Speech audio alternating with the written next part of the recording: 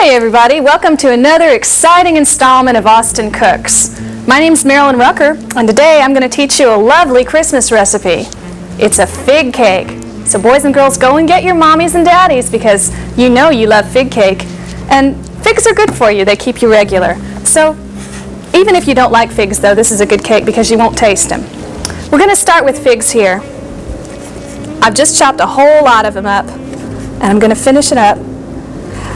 It takes about 1½ cups of dried figs, which you can get in the grocery store, and that's about 12 good-sized figs, and you just chop them up into little bitty pieces. And you want to have them chopped ahead of time so you don't have your momentum slowed when you come to add them into the mix. So I'm just going to finish them up.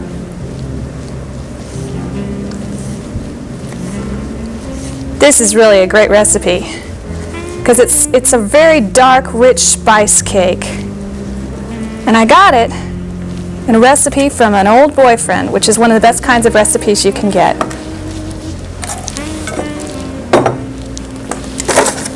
Because you know when they give it to you, if it's a family recipe, they really like you. The only problem is, this guy gave me the recipe. And I told him that whenever I made it, I'd think of him. He said whenever he made it, all he thought of was eating it. It just wasn't romantic enough. That's why he's an ex-boyfriend. But it is a good cake anyway. First, you take your 3 eggs and you mix them up with 1½ cups of sugar. Looks like a lot of sugar there, but it's extra good. And you just cream them all together, get them all mixed in.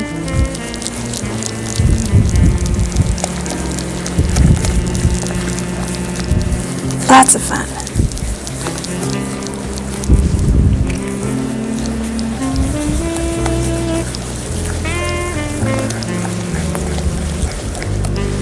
And this is a real simple cake. We're just going to add ingredients together and stir them up in the right order, and it comes out real simple and real nice. It's the kind of cake your mother should have made for you when you were a little person.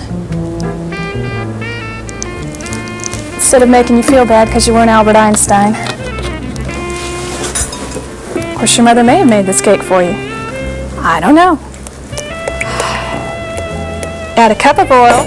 Now it's all gloppy in there. And now you're going to add the rest of your dry ingredients. Don't worry, it'll look better at the end. Just going to get 2 cups in here.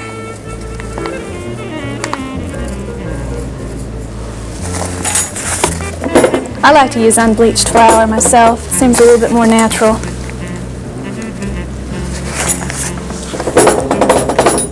Some people use whole wheat. If you do that, you want to add a little liquid to it because that gets it dry. Whole wheat flour is a little drier. Just add that all on in.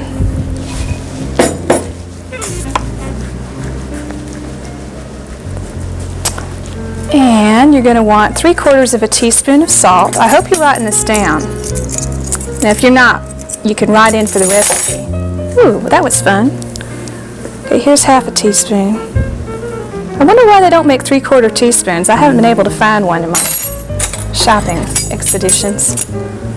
3/4 teaspoon measuring spoons. I guess they want you to learn your fractions. Stir it up. And we're going to go for a teaspoon of baking soda.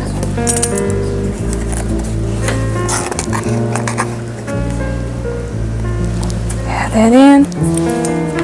And you're also going to throw in a teaspoon of baking powder.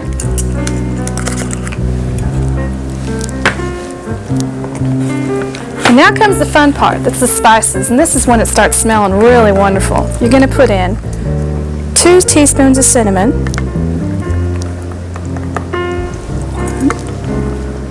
don't worry if you get a little too much in there, because you can't really have too much cinnamon in this.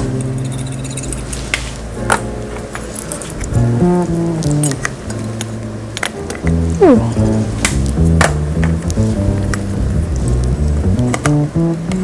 I go to a politically correct grocery store to do my shopping, and you can tell it's politically correct because they sell tie-dye shirts in the window and they let you bag your own groceries. Another little politically correct thing they do is they sell spices in bulk, and you can measure them out yourself or you can grind them yourself. And I really like doing that. The only problem is most spices are just varying shades of brown. It's kind of hard to tell them apart. So today I brought these little containers that have the labels on them so I wouldn't get them mixed up. Of course, it's not too hard to get them mixed up in this cake. You know you're going to dump every one of them in here. That's why it's a spice cake. Yeah, it's going to start looking really dark and rich, and the scent comes out. Just when you bake it, it's really good. It fills up the entire house with Christmas smells. That's why it's such a good Christmas cake. And besides that, you got to do something with figs at Christmas because there's so many Christmas carols that have figs in them.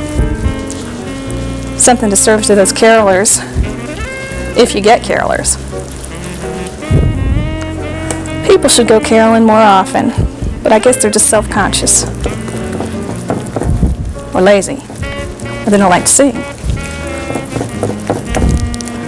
There's another African saying, if you can walk, you can dance, and if you can talk, you can sing. And I think more people should pay attention to that.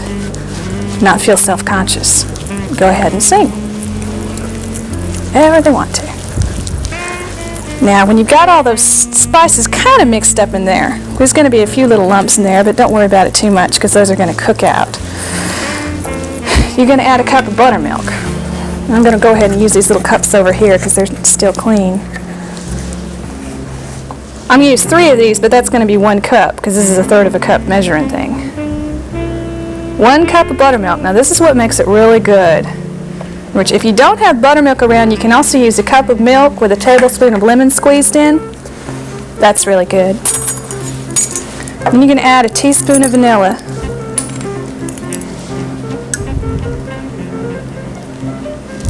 That's clear vanilla. Usually use the real stuff, but I'm on a budget today. Mix it all up and get it all mixed up. Now don't be put off by the buttermilk smell. If you don't like buttermilk, you're not going to taste that either. This cake is just, it's the sum of all its parts. It's really wonderful stuff. Blend it all in there. Good therapeutic brew.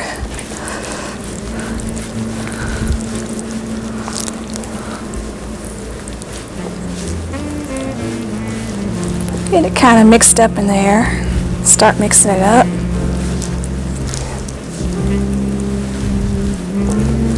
Oops, I'm slapping it around a bit, aren't I? Well, not worried about it. Then you're going to fold in your figs that you did earlier. You do them a little bit at a time. Try not to spill them over the counter like I'm doing, or your housemates are going to get pretty mad at you. Okay, the counter's clean, I promise. Except for where I spilled. Okay. Get all your figs mixed up in there. This is extra good. It's sloppy, but it's good.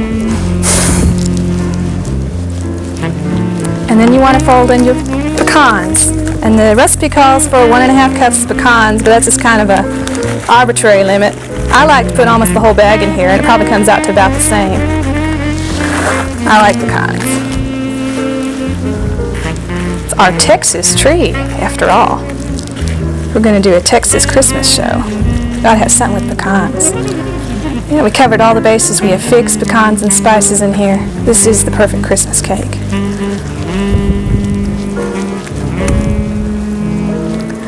Mmm. This is pretty wonderful. Oh boy.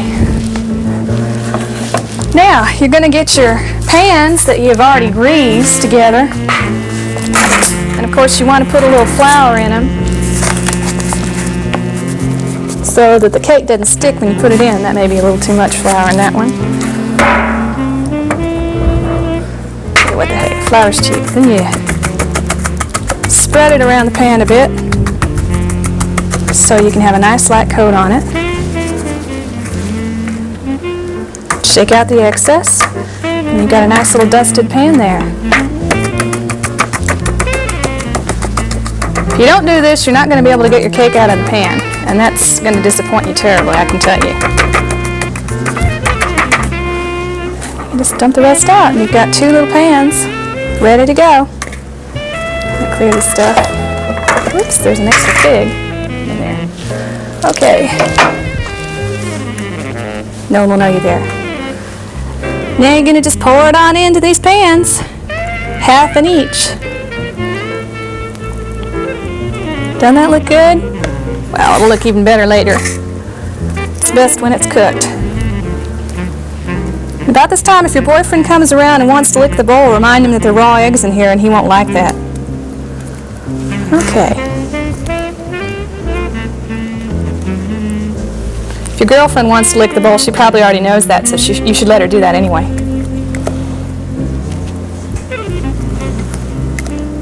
That's called a double standard. All right.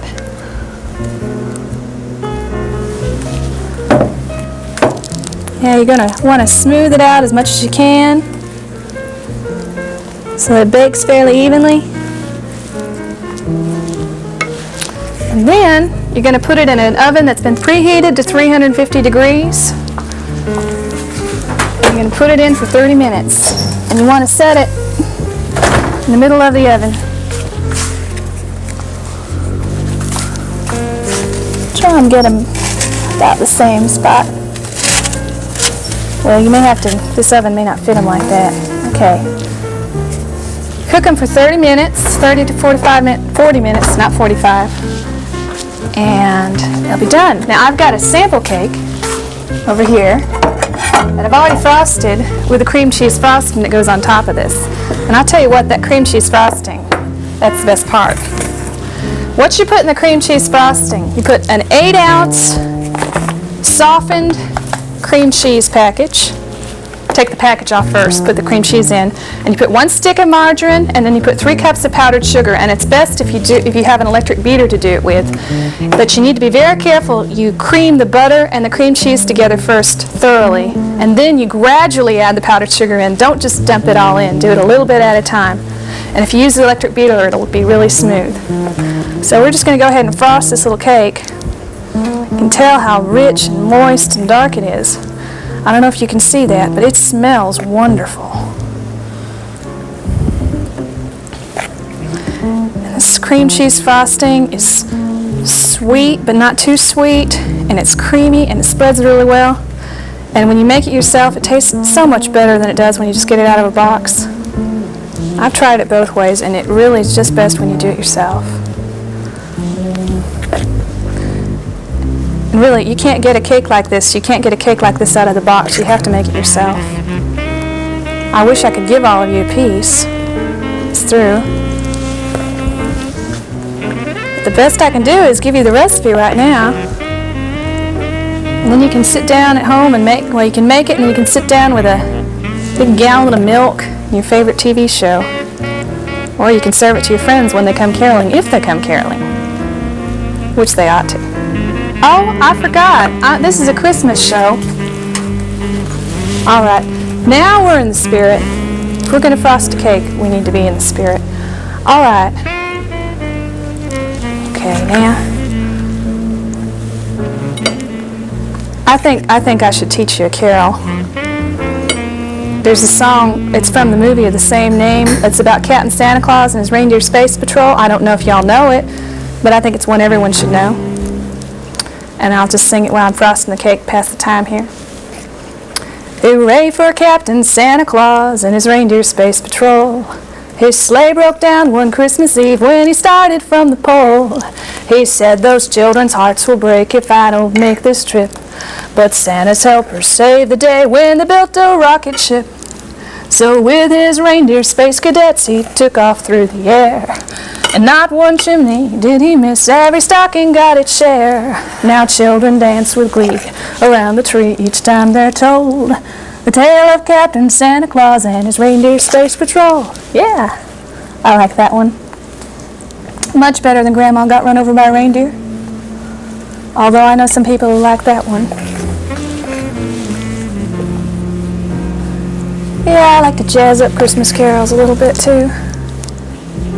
Dashing through the snow in a one-horse open sleigh. O'er those fields we go, laughing all the way. Ba, ba, ba. Hey, we're almost through. Don't change the channel. You know, it has that homemade look, I'll have to admit. But that's what makes it good, you know. It doesn't look like you pulled it out of the store, grocery store, where they make their cakes with just, you know, pure sugar and expect that to make up for not having any taste. That's not the way to go. I don't mean to offend anyone if you work at one of those grocery stores and their bakeries, but I'm just expressing my opinion. And since this is now a kinder, gentler nation, I feel I'm entitled to that. Okay.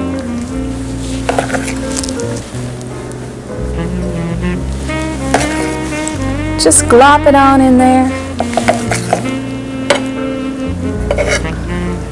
Now you're probably going to want to do some Christmas decorating with this. You can get as fancy as you want to with frosting.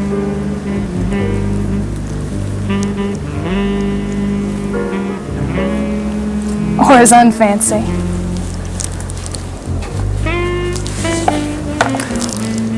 Thought I'd make this a little bit Christmassy for you today. I brought some little bears with me, some little cinnamon bears. Our camera people have been eating them. I had to get on them for that. But I thought I'd just make a little festive scene here with these cute little guys.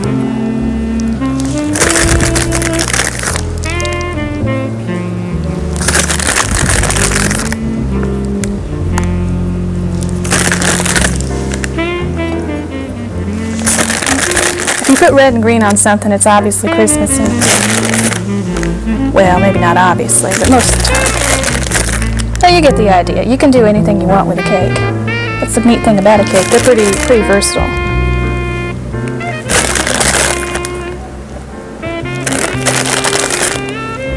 Yeah.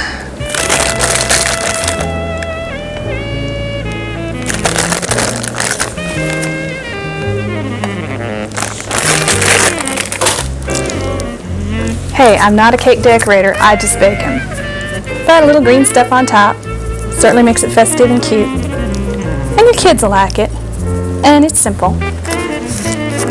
And if you want even more red, I've got some cinnamon things here I'm going to use. Just for fun, around the rims.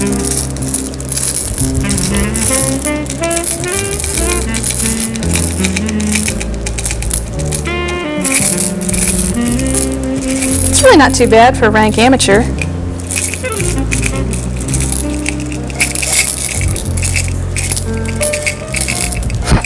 All right, there you go. That's your Christmas cake. Thanks a lot for being with us on Austin Cooks. Merry Christmas!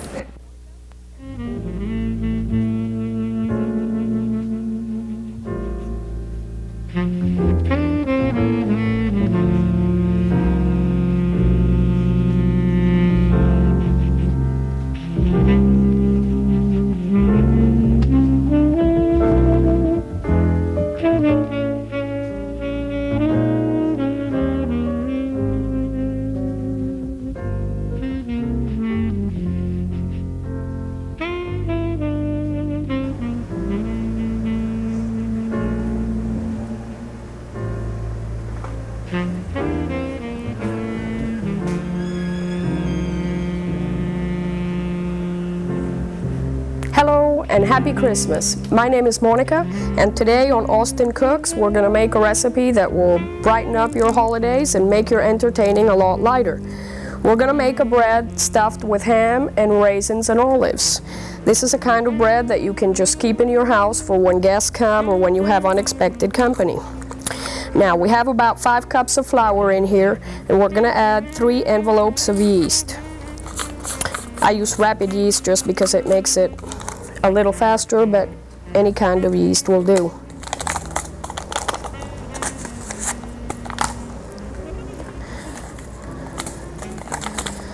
Okay, then we're gonna add a couple of teaspoons of salt, about 3 or so.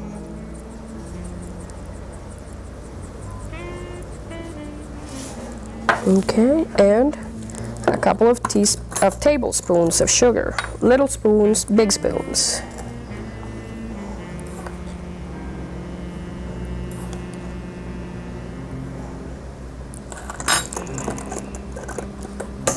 All right, and we're gonna put our flour over here so we can start using it. Now, we have some butter melted here. This is about 1.25 sticks of butter, and we'll be putting it in there with our liquid stuff. Okay, this is about 1.25 sticks of butter.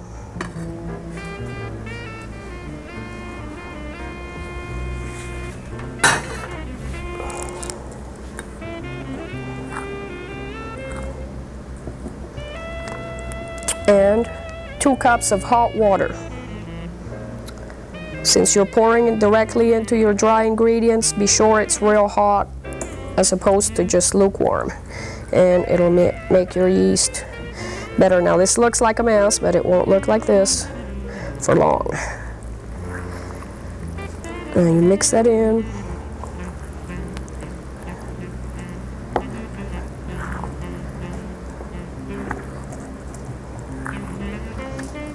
And we're gonna add 3 eggs.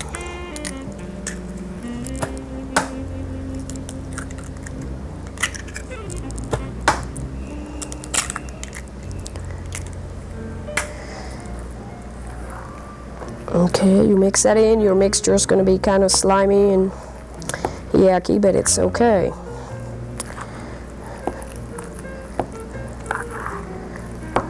This is a recipe that originally comes from Venezuela, which is where I'm from. And at Christmas time, everybody makes this kind of bread, and you just keep it on hand for when people come caroling or visiting. And since people drink a lot over there, it's always real good to offer your guests something to eat if they're having stuff to drink at your parties. Okay, now that we have that mixed, we're going to put right here on our working surface about 2 other cups of flour.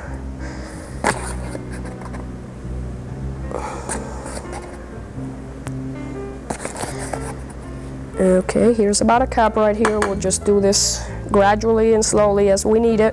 Our aim is for the dough to be elastic and not sticky, not stick to your fingers or anything else. So.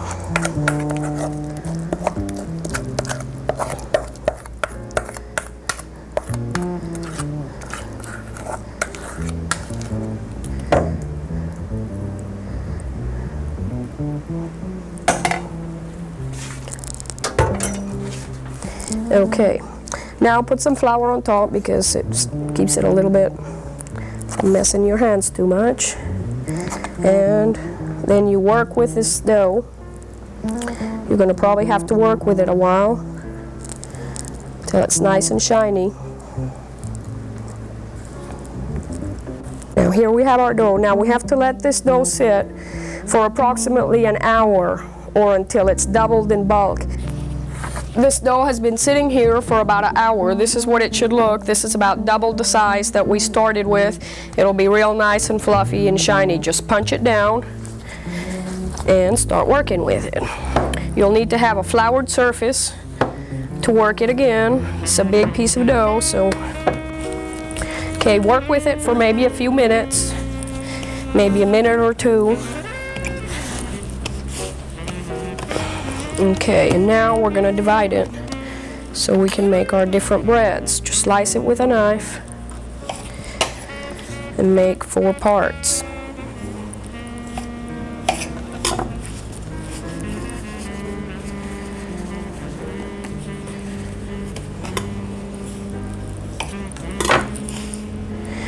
Now our filling today will consists of olives that are stuffed with almonds. You can use regular olives or pimento olives or any kind of olives you like, and raisins and some ham.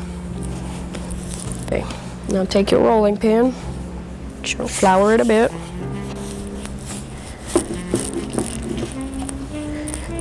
Okay, we want to make a rectangle. Make it as even as you can, but it really doesn't matter if it's not. Okay, when you've got that done, then today we've got some ham here. This ham is very, very lean. Some of you may like it that way and stuff. I've got a little bit of bacon here that I've taken most of the fat from, and I'm going to stick it in here just for added flavor, maybe just a strip or two, because since our ham is so lean, it'll just give it a little more taste. You just put a couple of strips there for each bread, and then you start layering your ham.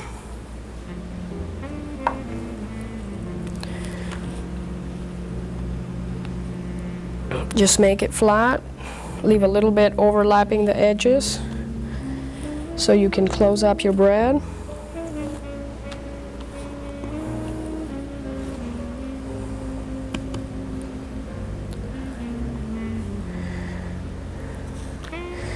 Here we go. On this end it doesn't matter because this is the end that I will roll in. Okay, here we've got our olives and our raisins. Take a little bit of raisins. Try and space them out a little bit. Alright, and now you just slowly start folding like this. Be sure and be sealing the ends in, or at least tuck them in a little bit. Here we go.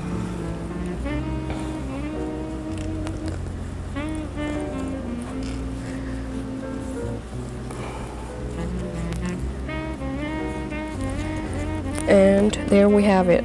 Now I'm going to just turn it over this way, and with my fingers just kind of mash the two sides together so it won't be tempted to open and all those good fillings don't spill out during baking. Just kind of pinch your dough on both sides and seal this up.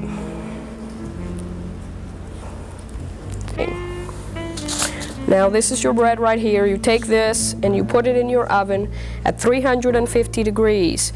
After about 15 minutes, you might have to check it and put a piece of foil on top of it if it's browning too quick. If not, then just let it be. We're going to put it on this lower shelf, put it on the middle shelf, and this is what it will look like. This is your finished bread. Here we go. Now you slice it up. Put a few slices for our fellow workers here.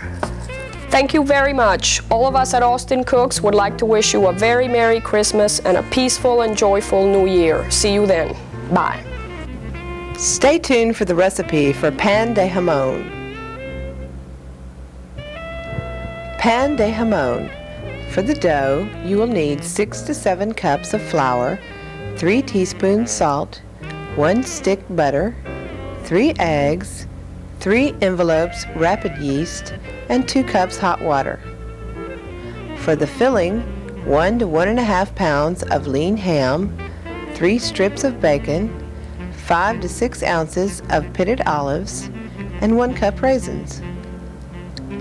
Into a bowl, mix all dry ingredients except 1 cup of flour. Add wet ingredients, mix and knead until shiny and non-sticky.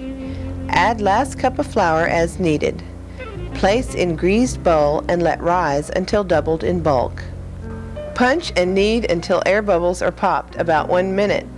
Cut into 4 parts. Roll each part into a rectangle. Arrange fillings on top and roll tightly into a loaf, sealing ends and edges. Bake in the oven at 350 degrees for about 40 minutes or until the bread is hollow sounding when knocked. Slice and enjoy. All of us here at Austin Cooks and ABRAcaDEBRA Productions wish you a very Merry Christmas and a prosperous New Year.